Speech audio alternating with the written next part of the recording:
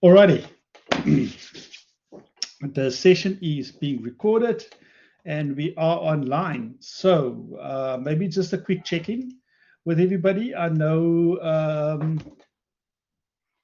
this is an interesting course. As I said to you before, it's an opportunity to do two things. One, you can sort of just cruise through it, get your marks and move on. Or you can look at it as an opportunity to really sort of work through the elements of testing and checking that your business idea is working, that it might be a good one, that it might not be a good one, and so forth.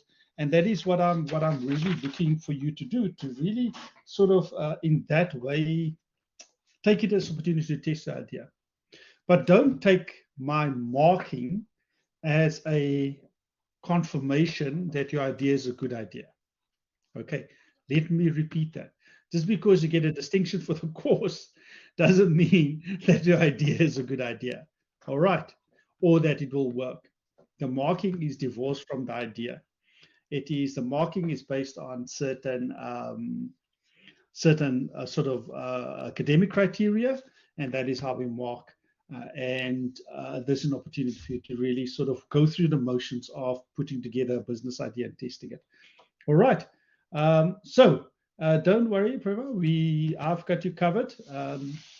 You've submitted task one, and I know that some of you are still busy. You're waiting for your marks. I am busy marking it. The marking is due next week, the 22nd. So it will be in by then.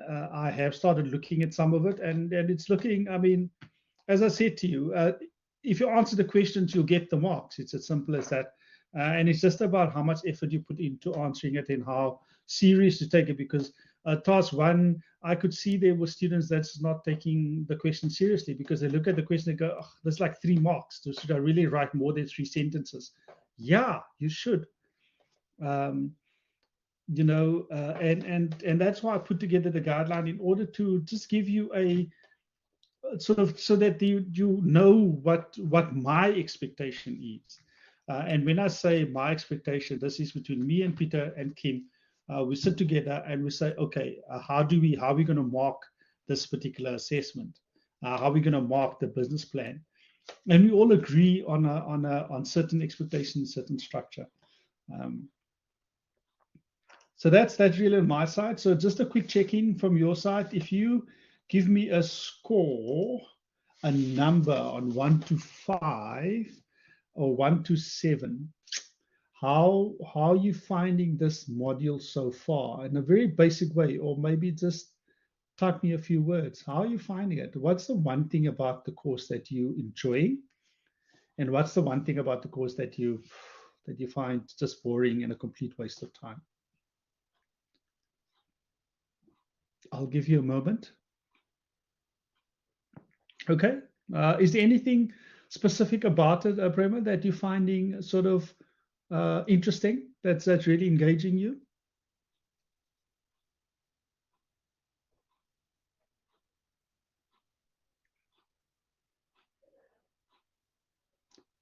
I'll wait.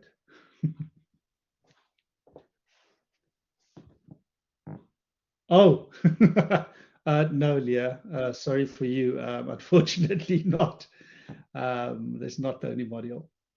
The business plan aspect, good. Yeah.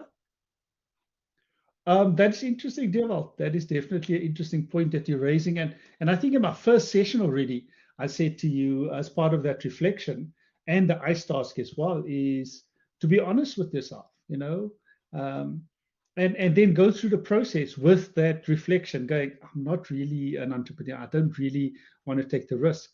And I promise you, and this is my personal view, I think that all of us are entrepreneurs in some way, in some form or the other. And that's my personal view. I don't think you have people that are just entrepreneurs. It is just about our willingness to take risk. Entrepreneurs are willing to take a risk. Many of us are not willing to take risks in that aspect. We take risk in other aspects, maybe. Some of us really enjoy going downhill on a motorbike very quickly, or other people ride a motorbike maybe at 240 km an hour. but then they're an accountant. So people take risks in other aspects in some ways that are different from others. Entrepreneurs are willing to take risks with their career, with their livelihood, and that takes a very specific type of person. But I think that all of us, with the right tools, can start up a business and run it quite successfully if the idea is good and if the time for the idea is a good time. Make sense? Great. But again, you learn. I'm an entrepreneur. I run 3 different businesses. I work for myself in some businesses as a coach, and in other businesses I work with partners. In some businesses I work with contractors, which means the partners are equal. We share profit. And then with contractors, I run a business with contractors in which all of those are employees almost. I contract them for a particular project, and when the project is done, we move on to the next project. And that's a very different kettle of fish, than working with a bunch of partners where we all share equally, and we have to listen to one another. So, and then in the coaching business, I work by myself. It's just me. I book my clients, I invoice my clients, and I earn my money. And it's as simple as that. So 3 very different businesses, 3 very different contexts, and I never saw myself as an entrepreneur. And I just always thought myself, I'll climb the corporate ladder. And that's what I did until I needed to make a decision that changed my life. And it wasn't intentional. It wasn't like I sat down and said, from today onwards, I'm going to start up a business and I'm going to be an entrepreneur. It sort of happened over time, and it evolved. So all of us are different. Great. So thank you for that. I appreciate that feedback and that reflection. So let's get into number 3. Let's get into number 3. So part 3 is it's not as exciting, or it's not as interesting, but it needs to be done. If that makes sense. It needs to be done. And it asks a couple of questions. The first question, which is about franchising. And again, the perspective is that you're running a business, you've got a business idea, you are starting up a company which you do ride sharing for women only, and you have a couple of vehicles, and that's your business, and you have an app, and then you look at it and you go, you know what, this business opportunity can be rolled out to the rest of the country, but how am I going to do that? Am I going to set up a regional office and run my business around the country with the infrastructure that it takes? Or am I going to grow my business through franchising? And franchising just means that I sell my business idea and my business concept onto other people that will do it under my brand. And there's different types of franchises. And you might need to do a bit of digging around to understand that. Alternatively, you can answer the question and say, you know what, my business is actually an app. It runs in the cloud. It's online. I don't need to franchise it. I can sell my products and I can sell my services, whether it is in Cape Town, or whether it is in Gauteng, or whether it is in Accra, or whether it is in Singapore. I can sell it across the world. So I don't need to franchise my business. And that is really what the question is asking. If you are going to consider your franchising a business, then you tell me what type of franchise would that be. If you are not going to franchise your business, then it's say why you're not going to franchise your business. But, so this is the kicker, you have to explain why you're not going to franchise by going through all of the different franchise models, by saying, my business is like this. It's an app that runs in the cloud. Therefore, business model franchising won't work, and this is what business model franchising is. Name brand franchising won't work because this is what it is, or this is what name brand franchising is, and this is why it won't work.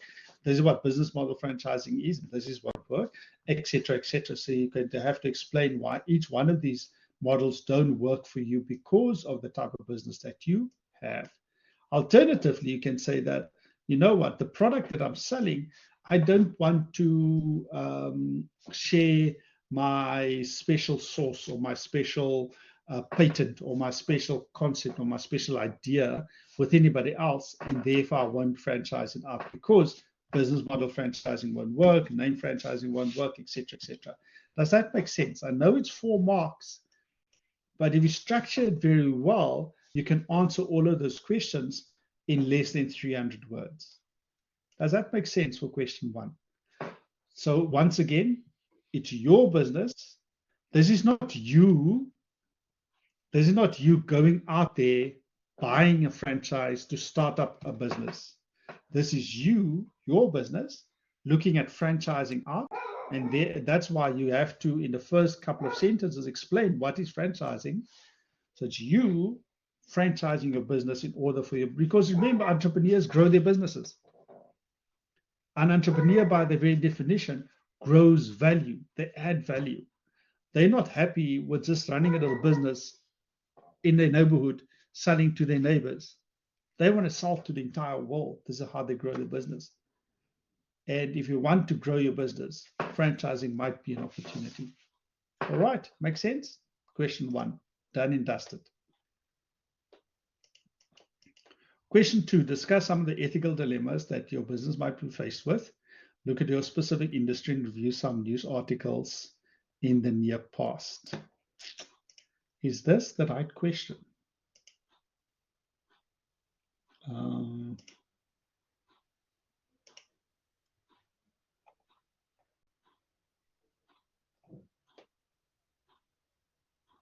Question 2.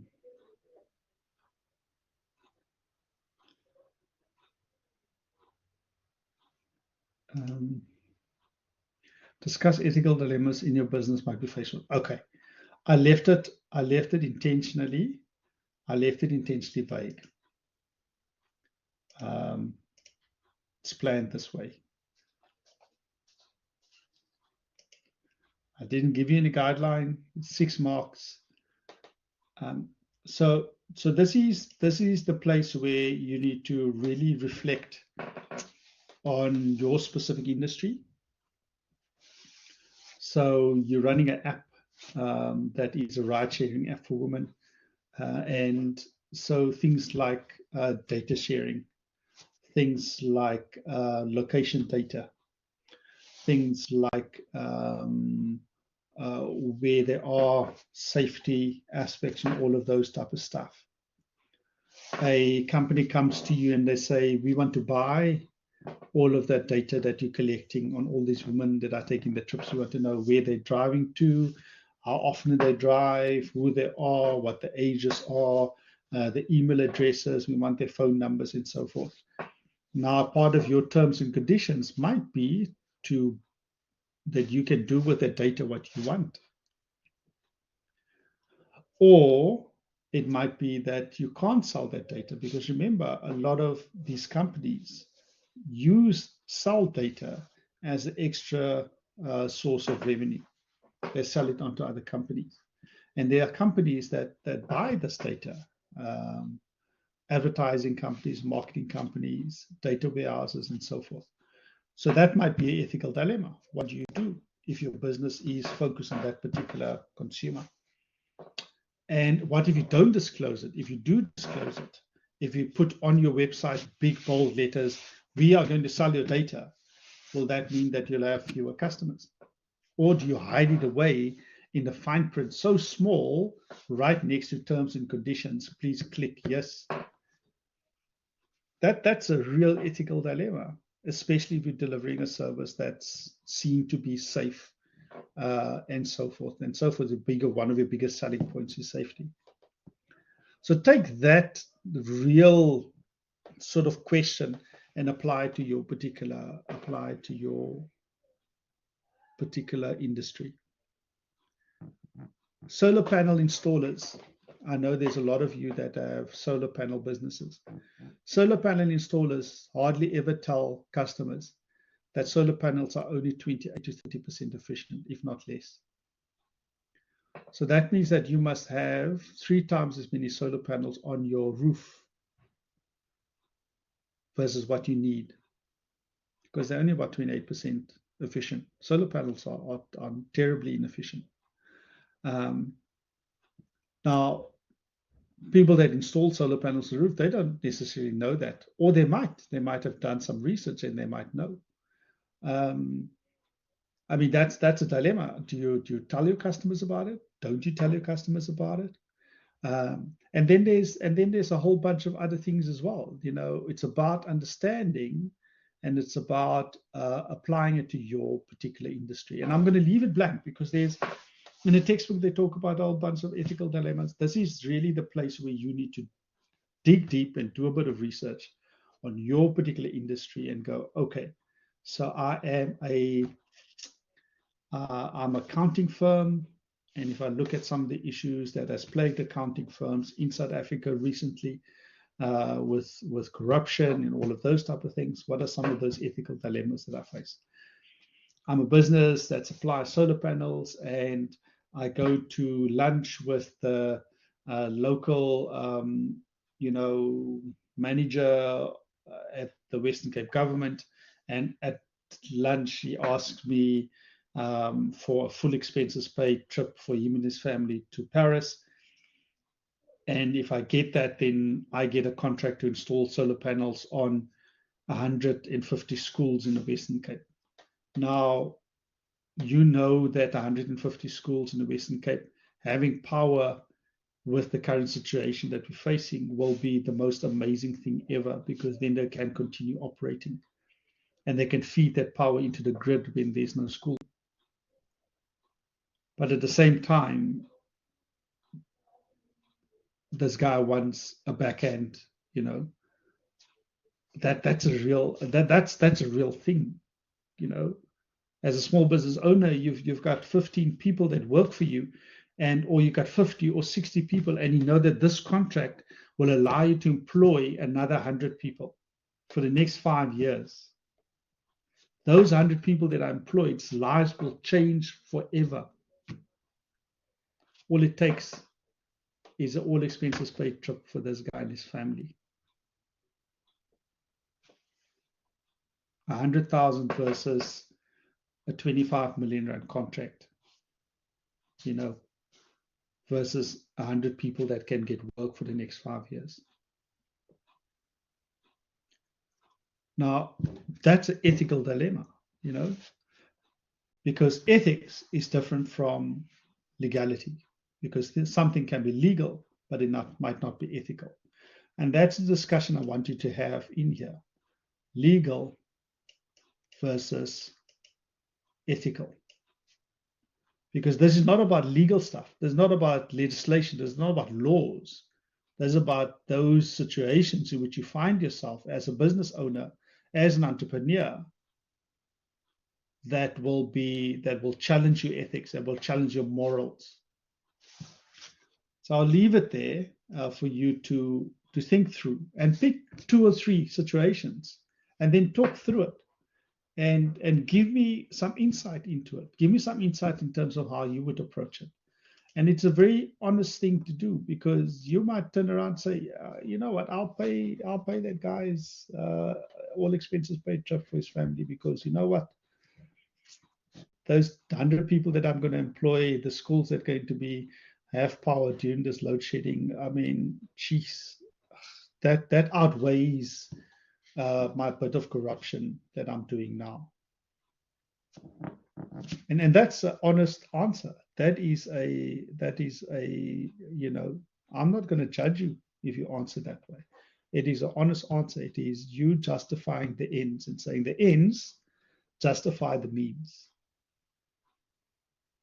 You know, so it's a very, and that's what ethics is. It's finding yourself in those situations where the end is a good end, where the product of it will be good, or it will deliver, you know, something to society. It will be something good, but the way you go about doing it will be doubtful and might be unethical, might be gray, you know, not illegal, just very gray, very, you know, unsure, you know. So, and that's the thing. Some people can do it and go sleep at night and go, you know what, I did it. I'll answer for it one day. But for now, the end justifies the means. Other people can't make that decision because it just goes against everything that they are. Does that make sense? It's a tough question. It's a difficult one. So give it your best shot. Question 3, describe and justify 5 specific issues that you will include in your code of ethics. For your business, your code of ethics should reflect your company values. So this is an opportunity for you to put together a little vision statement. I know I don't explicitly say it, but give it a go. A mission statement, a bit of a mission statement, a bit of a company values, and then you're going to include things like if my company value is being honest and respectful of one another, then how does that look like in a code of ethics? What does honesty and respect look like in a code of ethics? How does lifelong learning, if learning and if innovation is a company value, then how does that look like in code of ethics?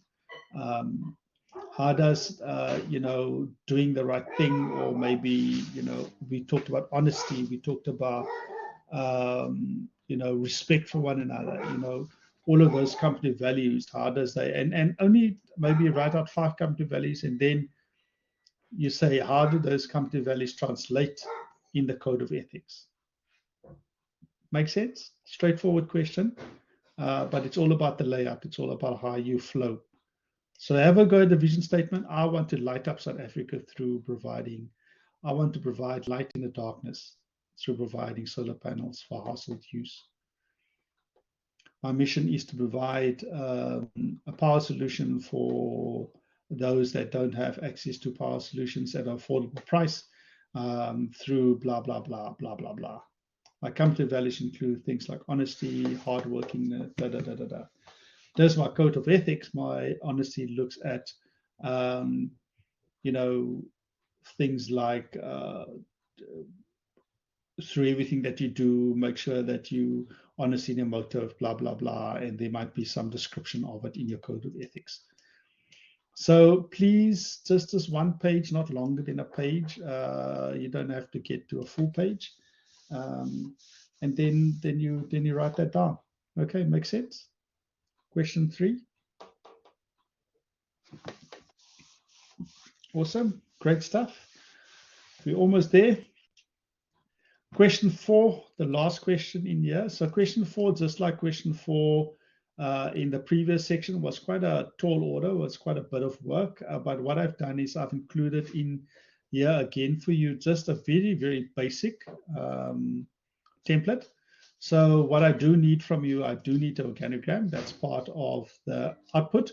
This entire thing is going to go in your business plan as part of your operations plan. And what I want you to carefully think about things like, so your finance manager, what are they going to do? 2, you don't need to do 4, just 3 duties. They're responsible for managing the overall finances of the business, blah, blah, blah. And they're also responsible for da, da, da. The accountant needs to do, that's finance, not finance. The accountant needs to draw up the monthly cash flow books and blah, blah, blah. The finance clerk is responsible for calling debtors and creditors in order to collect money. Marketing team, the marketing manager is responsible for looking after the finance for marketing department. The brand manager or the brand coordinator assists the marketing manager to do this and this and this. Operations manager, da, da, da. Now, if I've got an app, the operations manager might be a IT manager or might be a developer or chief IT officer or whatever the case may be. So make sure that for your business, the titles are relevant for your business. Okay, and that's super important. So make sure that the titles that you choose is relevant for your business. If you can't fit in all of it like this is just a framework. You can write it out you can say finance, and you can write it out in the form of a paragraph. So you say finance manager does this and this and this, and they're supported by the bookkeeper or they're supported by the accountant, etc. So you can either do it in this way, or you can do it in the form of paragraphs that sort of gives each one of these a breakdown. And again, this entire section is going to be used in your business plan later on. The tasks need to be specific to your business. I don't want generic stuff, please, guys. When I see generic stuff, just general things that you've put through ChatGPT or that you've copied and pasted from the internet, then I'm going to mark it down. I want stuff specific for your business. If you are a solar panel installer, then it needs to be specific to your business. If you're running an app that does ride sharing for women, then it needs to be specific for your business. If you running an NGO that provides after school lessons for kids, then it needs to be specific for your business. And that's what I'm looking for. I'm looking for the activities and the titles that are specific to your business. Every business will have a guy looking after, or person looking after finance. They will have some person looking after the products and the marketing aspect of it. They'll have some person looking after the day-to-day operations of the business. They'll have some person looking after maybe the IT aspect of the business. And this is where the notes come in. So the notes come in and you make a note, and this is important. So you can say, within the first 3 years, I'm only going to need these 2 departments because they're key to running my business as a startup. As my business grows, I will start employing an operations manager and then look at IT. For the first 2-3 years, I will outsource IT to an external company. I will, even for the first 2 or 3 years, you will outsource your finance function to an external bookkeeper and an external accountant. And you can do that. But this is, in an ideal world, if I can start up my business right now and I've got unlimited money, this is what my business would look like. And then in the notes, you say, within the first 2 years, I will look at doing this. Within the my first 2 to 3 years, and then 4 to 6 years. And then when my business is big enough, I will start employing all of the other aspects. And what that gives me a very good understanding of your thought process. You've thought about this. You've looked at your business and say, you know what? If I've got an app, I need at least 2 developers that's going to work full-time for my business. I don't need a full-time finance person. I don't need a full-time this. I need a marketing person and I need a full-time developer. Maybe it's just even 2 people or 3 people. And I will outsource this function. I'll outsource the finance. I will outsource this. I will outsource that. And I will draw those people in when I need them. By the 2nd or 3rd year, I'll start employing people full-time. And by the 5th and 6th year, I'll start employing more people as my business grows. And that tells you that you've thought about it. You've actually sat down and you've thought about, you know what, first 2 to 3 years, this is what I'm actually going to need to run my business. After that, it's going to be these people. After that, it's going to be these people. And that's so what I want to see in the organogram is if I have unlimited money, this is what my perfect business will look like. What I want to see in the notes is that thinking. It's about how am I actually going to get there? I'm going to start with this first, then this people, then these people. As a startup, you start off with 2 or 3 people, and then within 10 years, you maybe have a few thousand. And that's how all businesses start up. But you have to start thinking about that now already. You know, so when you land that 25 million contract to install solar panels onto the roofs of 150 schools in the Western Cape, then you know exactly I'm going to need 2 area managers. I'm going to need 5 vehicles. I'm going to need this and this and this and this and this. And as you start rolling out that contract, you employ the people as you start rolling out the contract. But you thought about it. You don't go, oh, I've got a contract. Oh, what must I do now? Who must I employ? How many people am I going to need? Does that make sense at all?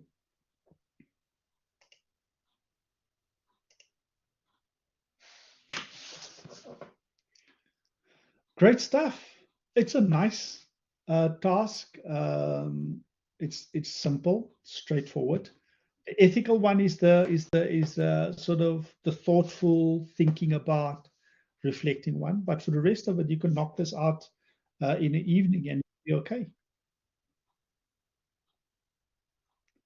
And that's why I left it open, because ethics is tricky.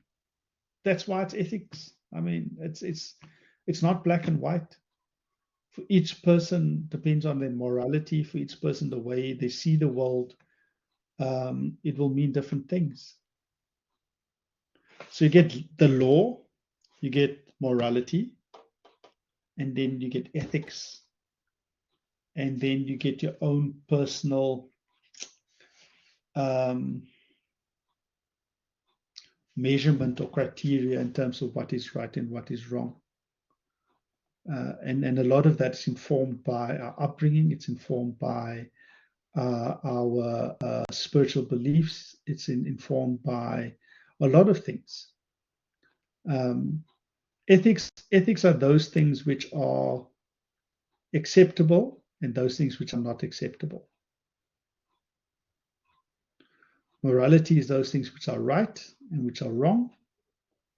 And the law is the law. If you do, you go to jail. This is legal and this is illegal. And then are those things that are our personal beliefs.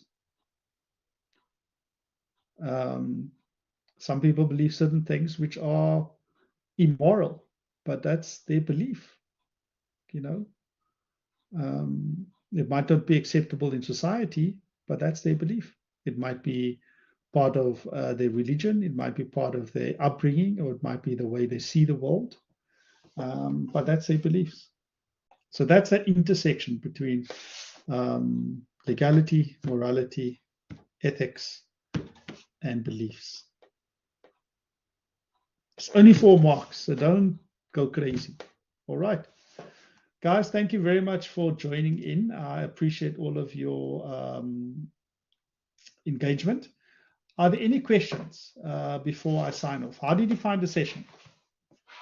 Was there anything about the session that stood out for you, that you appreciated?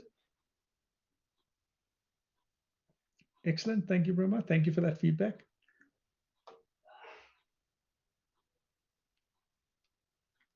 The bottom part, which is the note section. No, Amisha, you can write that in paragraph. You can write all of this, the table as well, in a paragraph as well. Because I can tell you this much, you're not going to be able to fit in everything as they are, but you might delete some of this. You might delete maybe those 2 columns, then you've got a bit more space.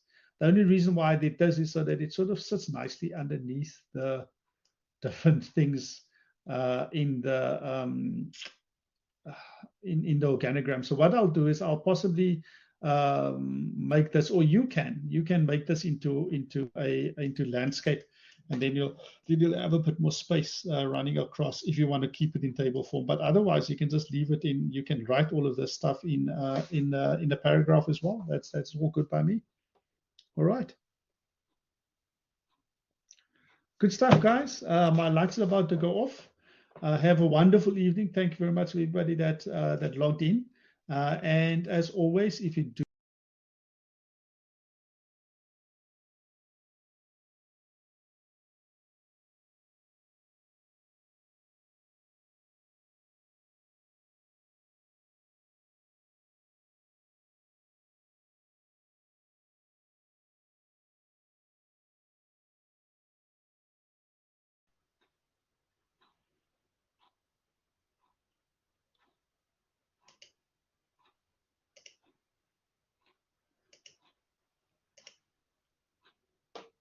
there, Misha.